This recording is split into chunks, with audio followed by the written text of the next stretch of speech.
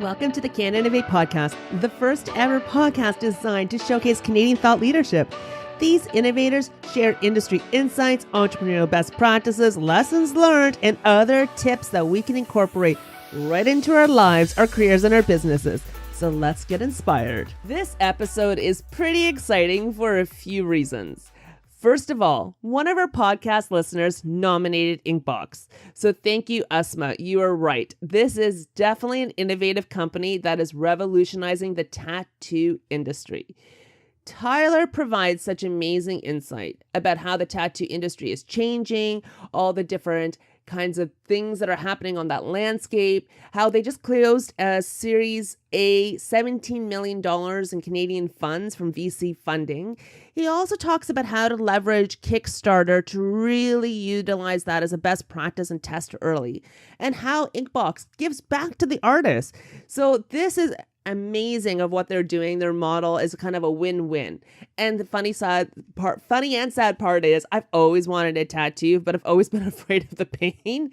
So, and I always got a little, worried about the lifelong commitment of a tattoo. However, I think Inkbox is a commitment that I could totally make. Anyways, check out this episode. I hopefully you enjoy it. So we're really lucky and honored today. We've got Tyler, who is the co-founder and CEO at Inkbox, a tattoo ecosystem that empowers customers to make good tattoo decisions.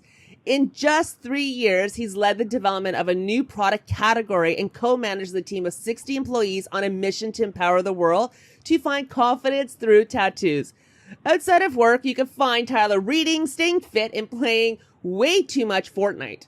Welcome, Tyler. It's so cool to have you here. Yeah, thanks for having me, Seth. That last point, not anymore. I stopped. You stopped at the Fortnite. Yeah, I read something. It was like 5% of UK divorces last year were because of Fortnite. So that got me thinking pretty deep about that commitment. Yeah. Oh, wow. Well, first of all, I got to say, congratulations. You're just getting tons of press releases and notification. People are going crazy about it. And I've been beyond excited about this episode, but I do need to fess up. It's kind of my inner bad girl that is like, wow, I think it's really catering to that. I have wanted a tattoo for over a decade, and a few things stopped me. One was the pain. I couldn't actually fathom the ideas of all those needles injecting into my skin. The fear of that tattoo stretching when you get older, and then no longer falling in love with the design. And then your company comes out of the woodwork and solves all of it. Yeah, you're a target market. It sounds like you're tattoo curious, but you haven't been able to pull the trigger for a variety of reasons, which are all, apt reasons. But the pain, it depends where you get it. I think the pain differs from place to place in the body. So do you have a lot of permanent tattoos? How did you come up with this idea? Yeah. So now I didn't actually have any when we started, but the ideation really came from wanting one. And so there's this particular design I wanted that was really geometric, something that I knew I would regret in 10 to 15 years, but I still really wanted it. Like the me generation, I want this now. I order something off Amazon Prime and I want it now. I don't want to have to go through this long process of really considering the tattoo. It's going to be on my body forever. I just wanted to wear something cool and fun. But something that actually felt bold and powerful as well, not like the temporary tattoos that you had as a kid that were, literally just stickers on top of your skin. And they're fun. But for, a 26-year-old at the time, I wasn't going to be walking around feeling cool wearing a bunch of temp tats on my arm. I wanted to actually have something that looked authentic.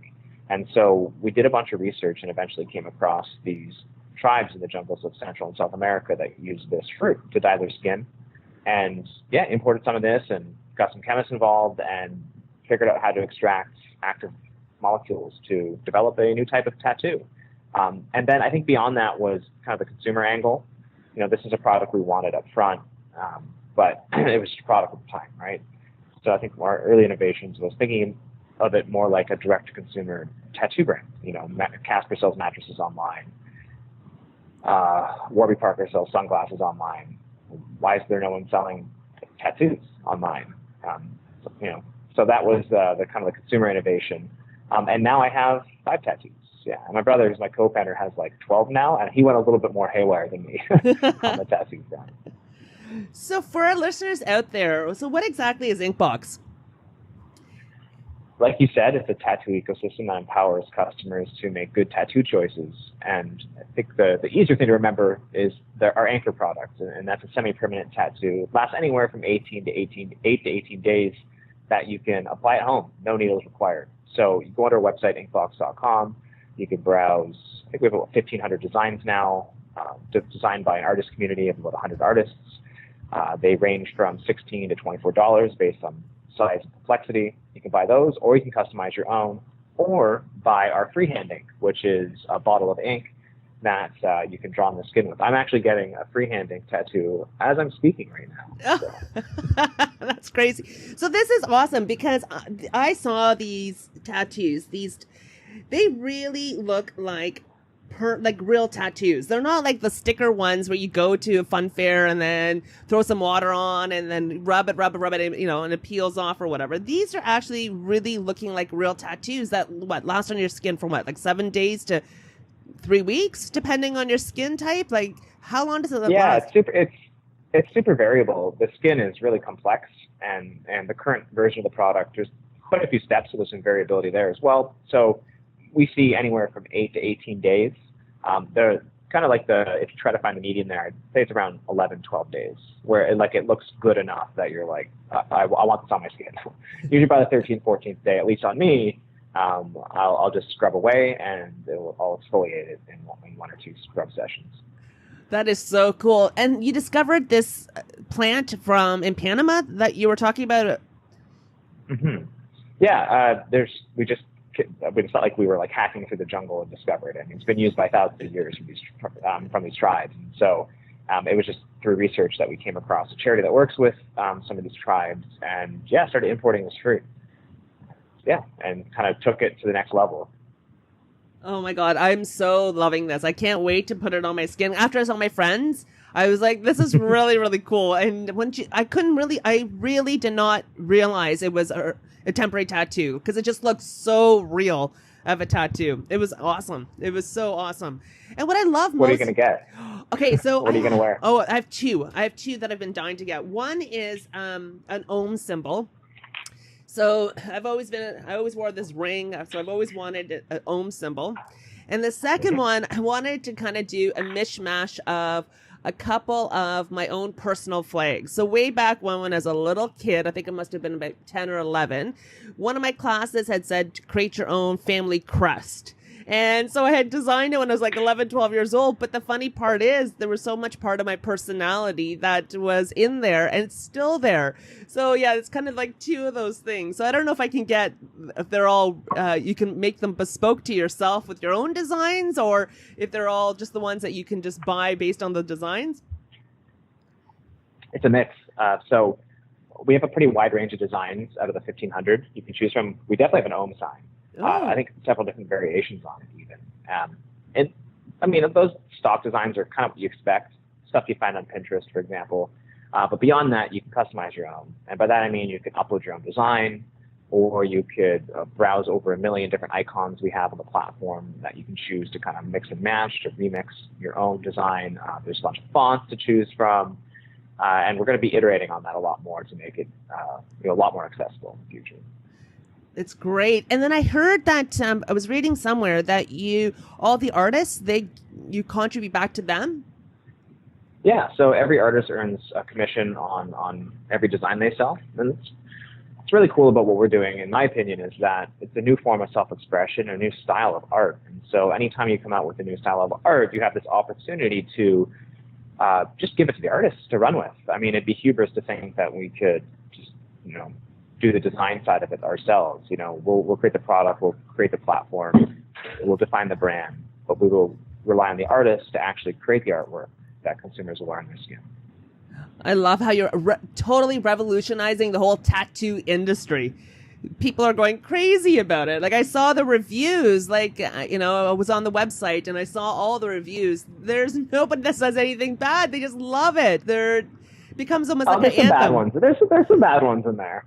Oh, I must have needed to keep on scrolling because I didn't see any. No, It's the Amazon effect. You actually need, Amazon did a study, I forget the exact details, but you can Google it. They did a study where they were putting 5-star products in front of people and 4.5 stars.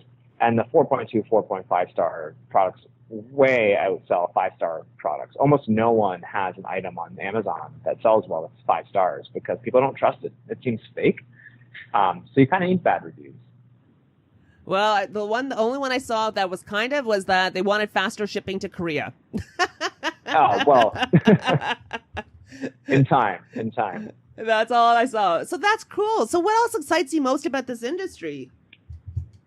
Yeah, I think what excites me the most is that it's been for such a progressive art form, it's been a very conservative industry on the artistic side, I think. And that's changing now, and that's what really excites me. Historically, tattoos have been relegated to kind of the outskirts of society, to people who would consider themselves part of like rebel culture. It was always about rebellion and being kind of against the mainstream. But tattoos now are very much mainstream, and I think a lot of that's been driven by just the proliferation of Instagram and Pinterest, and the fact that you're seeing all these new styles of art explode because there's more accessibility for artists. You know, artists don't need to just find a shop, apprentice in the shop, and then now they're a tattoo artist. Which means they're typically doing a style that they learned at the shop, which historically has just been American traditional with a splattering of some other styles in there, but not too many other ones. Maybe some realism, some trash polka. But now, because of Instagram and the fact that it's easier just to get into tattooing, there's just all these styles now, like things you'd never think you would have seen in skin, things that look like a Matisse painting, for example, like a Picasso painting. You're seeing all these art forms come out of the woodwork and are being put on people's skin. And that's what excites me the most. And so, part of developing this marketplace of Inkbox is being part of that new proliferation of styles and this, I call it the Cambrian explosion of tattoo artwork. It's amazing. I love it. So you've had quite the journey of bringing this to life. So do you have a lessons learned or a aha moment that you could share with us, or something that you wish somebody had told you? Yeah, I think the thing I've been thinking a lot about lately that no one ever really told me was this concept of context, and operating out of the principle that you don't really know what you're doing until you have the proper context. And so I'll give you an example. A year, we raised around about 3 months ago, and a year prior to that, we kind of sat down and we're like, okay, we're going to be we need to raise, once you raise venture capital, you're kind of on that path, right? Like you either need to raise more venture capital or become profitable. Now we're doing a lot of different things, so we need to raise more venture capital. So a year before going out to actually do so, we sat down and we're like, okay, what is the context we need here? What do we need to understand about companies that are at that scale to know how to get there? And so we surrounded ourselves with some early advisors and investors that helped us understand what kind of revenue run rate we needed, what kind of cost to acquire over LTV ratio, what our brand sophistication needed to be, what our org structure should probably look like. And from there, that gave us the context to understand what we needed to do in the next year to be in a good position to raise the amount of funding we did a year out from that. So this concept of context, no one ever really tells you it, but I think that was always the tricky thing for me, not having done this before and not coming from a business background, not having done an MBA, was what do I need to know? And who are the best people to talk to who can help me understand what I need to do to get to the next stage? Was there any tools you're able to leverage that, besides your advisors and early investors, was there anything out there on the net or you could leverage? I think you get context on your industry by reading industry publications. So for me, it's consumer, so I read like Loose Threads, Fashionista, Business of Fashion, things that give me context on kind of like the macro trends in the space. But beyond that, like I subscribe to a lot of newsletters, like investor newsletters. So a lot of the bigger venture funds have monthly newsletters, and so you'll get good context on what they're thinking about, how they think through problems. So I wouldn't say any particular tool, but definitely leveraging online resources is key. And the most important thing is just network. So building up a strong network of people who are actually legitimate, who, what I like to say, have seen the movie before, that you can talk to and get context from. Oh, this is brilliant. And was it easy to get early adopters to kind of buy into this and to test it out? No, not really, actually. I'd say that's one thing we never had a problem with. The first day we launched, I think we made like $500, and that surprised us, to be honest. We didn't think that would happen. The next day was $0, but the fact that we had built up some hype and got some orders up front was awesome. And then we did a Kickstarter and we had about 7,000 backers, $275,000 funded through our Kickstarter. And that just showed us, that was the kind of aha moment that showed us that this was not something just some people would wear, but something that, we could benchmark against other consumer brands and do quite well with. You gotta love Kickstarter. It gives you a chance to really test out the story, the marketplace, the aptitude, the appetite for that type of new good or new product, and so on. Like, Kickstarter is amazing in multiple ways. Yeah, I mean, it's a fantastic tool for people who don't have access to capital. And frankly, I didn't know any venture capital investors, any angel investors even. I didn't come from money. And when you're in that position, Kickstarter, it's like, I feel it's like a democratizing force. Unfortunately, there's like some hardware companies that have like scammed users off of it. But I think if you're funding things on Kickstarter, only fund the things that have been done before in a different way. Hardware being the number one culprit for one's not working out too well. Love that. Love that. Is there any advice you can give to other aspiring or budding innovators out there? Yeah. And I guess around Kickstarter. Or anything. I could talk to that. Yeah, sure. Yeah. I mean, on the Kickstarter thing, it's really about hitting a couple days hard. I think for us, you want to get on the front page of like trending. You need to get like in front of the Kickstarter community. So the start of a Kickstarter is always leveraging your own network and community. The bigger the network, the better you're going to do on Kickstarter. So we had some early adopters of the product already, and that helped us get to around $20,000 on Kickstarter. And then just hustled through our own networks. And honestly, we walked around the startup incubator here and just gave people $20 bills and said, "Go fund us." Like, we paid people and we probably raised $3,000 doing just that.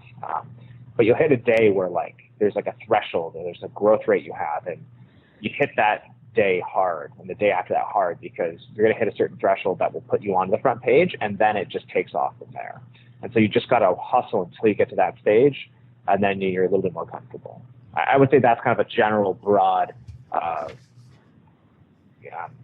piece of advice you can give around Kickstarter. There's obviously lots of other little things, but it really depends on the industry. No, that's amazing. That's amazing.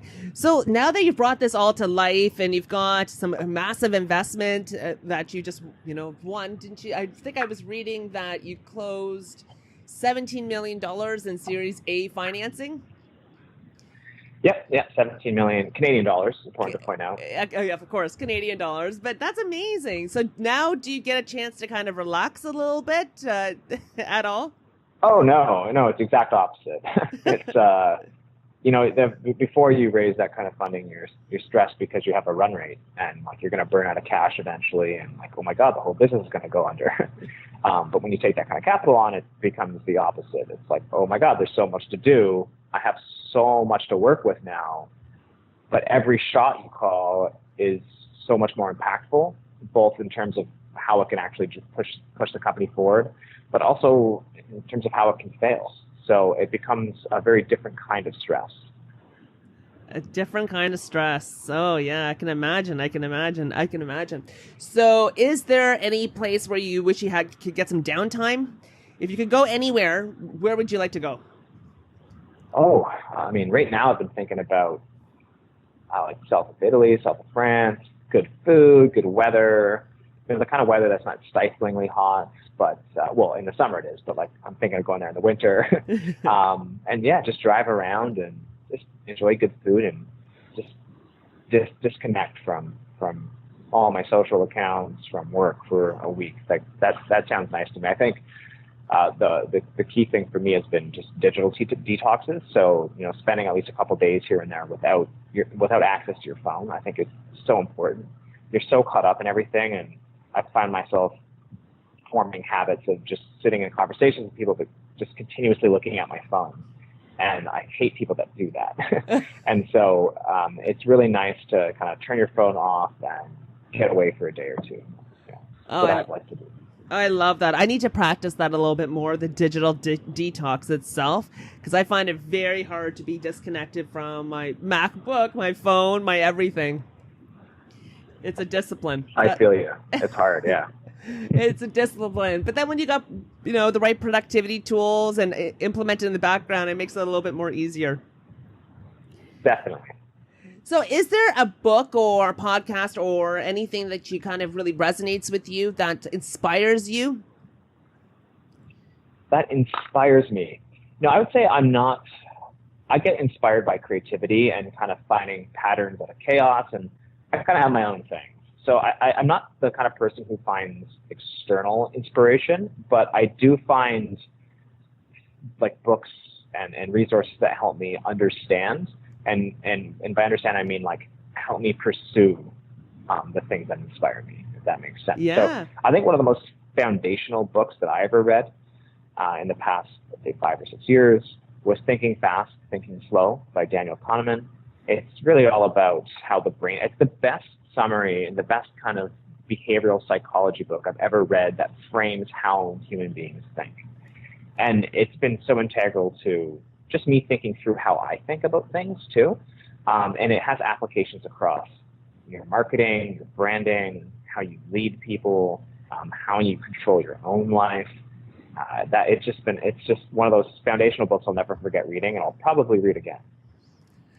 Okay, I'm definitely going to have to pick up that book because I would love to learn really more. Good. I need to learn more about how really humans think, because they're very hard to operate. I always think about, it's a very complex nature, humans. Yeah, I don't know why people say it's like herding cats. Like, is that term? I think it's like herding humans is a better one for me. I don't know. I love that. So, is there a favorite Canadian hotspot, restaurant, town, hideaway?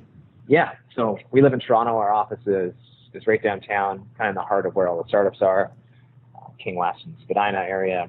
So my go-to spot is, and everyone in Toronto is going to know this spot. It sounds cliched, but it's called Thai restaurant. It's in this basement. It's super authentic, and it's just cool. And it's a place I take all the people I'm trying to woo, because it's a really cool vibe. But it has just the absolute best Thai food I've ever had. And I've had a lot of Thai food because I think the founders of it are like obviously from Thailand and had a restaurant there and brought that over to Toronto. So that's my go-to spot. Oh, I love it. I got to check it out. I've never been there. It's really good. And finally, how can our listeners connect with you? Yeah, so me personally, I'm not that interesting socially because most of my energy goes towards work. So you can find me on Twitter at Tyler_Handley.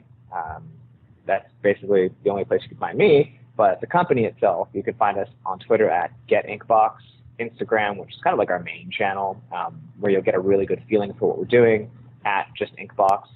And then Facebook, just find Inkbox. Just Google Inkbox, Instagram, Inkbox, Facebook. You'll find us.